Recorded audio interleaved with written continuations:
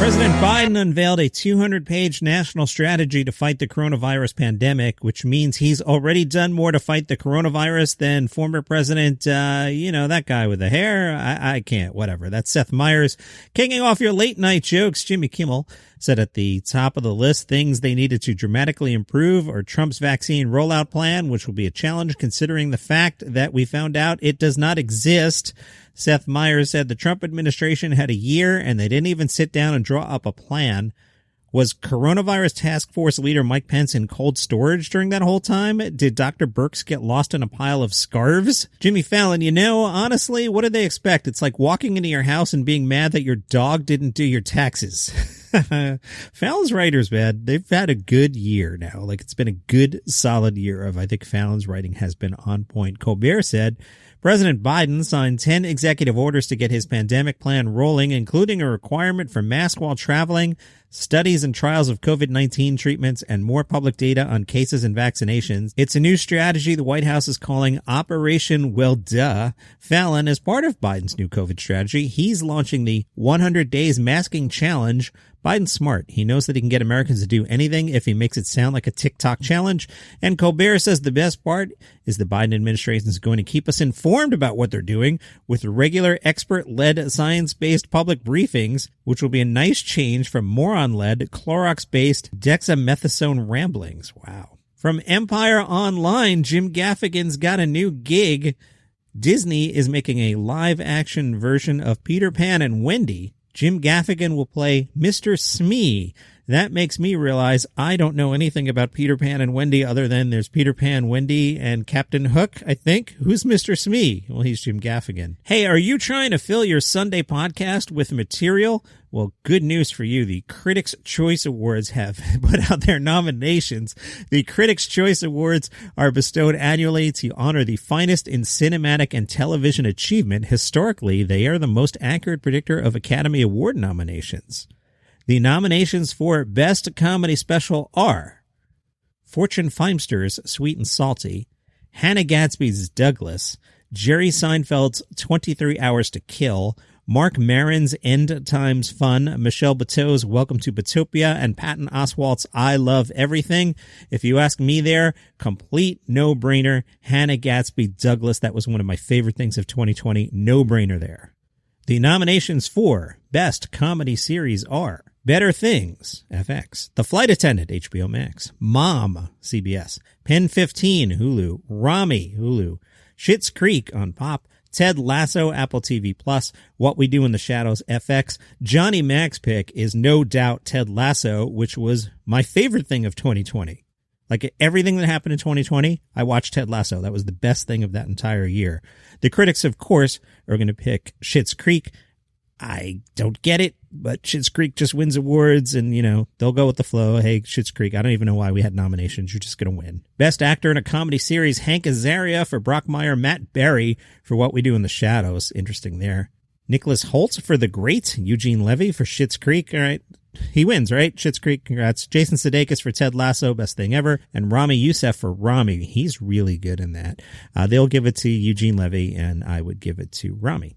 Best Actress in a Comedy Series, Pamela Adlon for Better Things, Christina Applegate, Dead to Me, Kaylee Kugo for The Flight Attendant, Natasha Demetriou for What We Do in the Shadows, Catherine O'Hara for Schitt's Creek, Issa Rae for Insecure. I have no opinion there. Schitt's Creek's in there. They're just going to win. Congrats again. Best Supporting Actor in a Comedy Series, William Fichtner for Mom, Harvey Guillen for What We Do in the Shadows, Daniel Levy for Schitt's Creek, so just stop there. We know he's going to win. Alex Newell for Zoe's Extraordinary Playlist, Matt Proch for What We Do in the Shadows, Andrew Rannells for Black Monday. I have no strong opinion there. Congratulations to Schitt's Creek once again. Best Supporting Actress in a Comedy Series, Lacey Goranson for The Conners, Rita Moreno for One Day at a Time, Annie Murphy for Schitt's Creek, Ashley Park, Emily in Paris, Jamie Presley for Mom, Hannah Waddingham for Ted Lasso, and yep, they'll just give it to Schitt's Creek. Vulture is kind of obsessed with Matt Berry, and I love what they're doing there. They wrote, "These are hard times, and when things get really dark, we here at Vulture like to double down on things that are still capable of bringing us happiness. That's why we're running this recurring column, which serves as half celebration and half brainstorm for someone we're constantly delighted to see show up on our screens, beloved British performer of stage and screen, Matt Berry. You guys know Matt Berry. Let's see. I'll talk to the Americans here. How do you know Matt Berry? The British vampire in What We Do in the Shadows. Now you know who I'm talking about? He's also in the IT Crowd, Toast of London. Matt Berry. You would know him if you saw him. He's hilarious. So here's Vulture's premise. It's a new day in America. There's a new president, and with this moment of renewal and reconsideration of what it means to be an American citizen, there's an opportunity for rejuvenation. We can make fresh starts. We can summon the energy for optimism. We can gather up the tattered pieces of our hearts and find within ourselves the capacity for small glimmers of hope. At this nascent, hopeful moment, it's vital that we put our best feet forward. We must begin as we mean to go on. We must make the most of this tender, fragile dream of better tomorrow. We must put Matt Berry on our televisions as often as possible. And in order to do that, we must make him the official spokesperson for Ocean Spray Cranberries. This is long, but I love it. Ocean Spray Cranberries, an American treasure if there ever was one, have had roughly the same boring-ass ad campaign for over a decade. The general shtick is two cranberry farmers, one old and one young, standing thigh-deep in a flooded cranberry bog, extolling the virtues of the quintessential American fruit. Sometimes they talk about mixing cranberries with other fruit. Sometimes they talk about the health benefits. Sometimes there are gentle pratfalls with their props falling in the pool of floating berries. I have not seen any of these commercials. I must skip them on DVRs. It's not a bad ad campaign, says Vulture, as these things go, but the two farmers standing in a field have been doing this bit for years. They need a new image, first and foremost, but more vitally, they need Matt Berry. The combination of brand and celebrity spokesperson is a mysterious alchemical cultural compound, and the best spokespeople are the ones who combine something innate in their public selves with some critical part of the company's image. Cranberries are not especially exciting fruits. They lack the sex appeal of a strawberry or the exoticism of a kiwi, but they have a strong, tart, potent flavor, and attempting to hide them behind the comforting, familiar cover of an apple does them a disservice. I didn't realize I was going to do 7 minutes on Matt Berry today. I've actually got a legit Matt Berry story at the end of this, but this rant is wonderful. Cranberries need a spokesperson who will speak up for their potency, someone who will represent their unapologetic flavor with the zest and distinction they deserve. Matt Berry, too, can be something of an acquired taste. Just beneath the surface of his regular middle-aged white guy exterior, there's a swift flowing current of unmistakable strangeness. This is exactly what the cranberry needs. Obviously, there's also the incredible synergy of someone named Matt Berry becoming the public-facing representative for a berry, but that's beside the point. We at Vulture would never peg a person's career and a company's public image on one coincidence of naming and then become obsessed with that idea and then use it as the foundational premise for an entire Vulture column about one person and sneakily shift that original concept to later in the series in order to bury the entire thing's goofy origins. Never. Yeah, they've done a bunch of these Matt Berry articles. I might have to make this a Sunday thing where I just go back and read these. These are wonderful. Great job, Vulture. Clearly, this makes sense for Ocean Spray, but why does it make sense for Matt Berry? He shouldn't be pursuing big, serious roles like playing Batman or appearing in The Mandalorian. We're taking on most of the parts in Phantom of the Opera, but celebrities also need to earn enough background money so they can tackle their less lucrative dream projects. Just wonderful. From Deadline, Channel 4 has backtracked on its decision to commission a second series of Victorian-era comedy crime caper Year of the Rabbit after the coronavirus pandemic forced the British broadcaster into £150 million of content cuts. You Brits already know who stars in this. Yanks, can you guess from the context clues? What British actor do you think stars in Year of the Rabbit? Hint, I just did 5 minutes about him. That's right. Matt Berry is the star of that show. The show stars Matt Berry as a detective in Victorian London who fights crime alongside his hapless partner, played by Freddie Fox, and the country's first female police officer, performed by Susan Wokoma. The creators are looking for additional funding. IFC's in on the American end. Hey, Brits, open up the wallets. Let's go. Let's get this thing going. Otherwise, he's going to have to do ads for cranberries.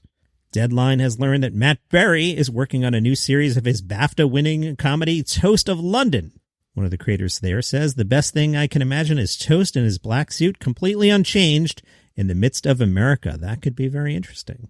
Let's stay on your side of the pond. From The Guardian, when venues were closed by the pandemic, James Acaster, Maria Bamford, and other top comics got to work on a web series to rescue the Bill Murray, which is a place in London. It sounds like the premise for a sitcom, and now it is.